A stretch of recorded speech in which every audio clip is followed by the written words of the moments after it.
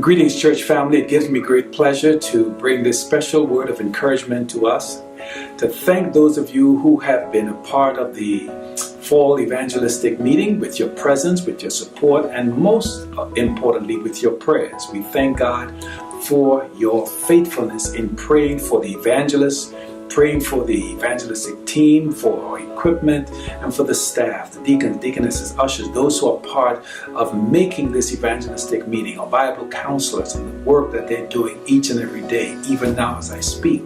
So we're soliciting your prayers, but we're also soliciting your presence. We're asking the church family to come out this last week. On tomorrow night, we begin, as it were, the last week. So we're inviting you to come in person, be a part of the audience. The evangelist would be encouraged when he sees his fellow travelers sitting in the audience and cheering him on. He is doing a tremendous job, for which we give thanks. So we're asking that you remember Evangelist Cox, Chaplain Cox, and his family, that God will place a hedge about them.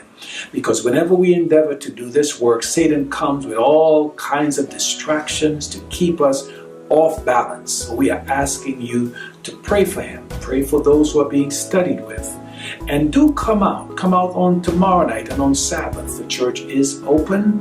There are some restrictions that we had in place in terms of the registration and those things that for some cause a bit of challenge. But based on the advice given to us by our medical team, we have relaxed those requirements. The only thing that is still required is that we wear our masks so that we can be our brother's keeper. So that's the only thing that we require. The second thing I wanted to ask your support and continued prayers. We've been in contact and dialogue with ASW. That's the supplier who is supplying all of our media upgrade equipment.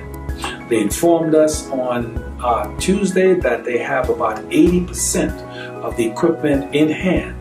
That means that the need, the urgency for us to have the rest of the funds in place, so that by the installation date, which you tell us will happen around the middle of November, we can have those funds in hand. So we need your prayerful support to finish the project. It was about $250,000. We've raised some of that, but we are asking you to continue to give, to pray earnestly, and to assist us. We still have the sound system that needs to be upgraded. So we're appealing to you to join hands with us. Let's ask God to share with us His desire in terms of what our sacrifice ought to be.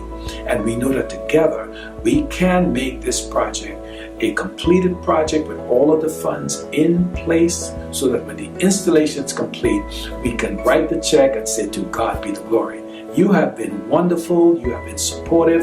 I thank God for your prayers. We thank God for your financial support. Continue to pray.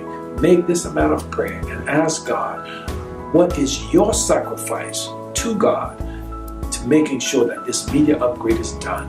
We have a number of programming ideas that have already been talked through, but we cannot implement them because the equipment does not support the kind of programming that we know you will enjoy and be blessed by, and our community at large will be blessed by. So God bless you. On behalf of the pastoral team, our elders, our church board leaders, we thank you for all that you as members do. And do come back to church. We are open for business. We want to see you. We have about 350 people that come in and out on a given Sabbath, but we are missing you, and we want you to come back and be a part of the in-person worshiping family. Have a wonderful day. Pray for us for God's guidance, for God's wisdom, and for God's will to be done. From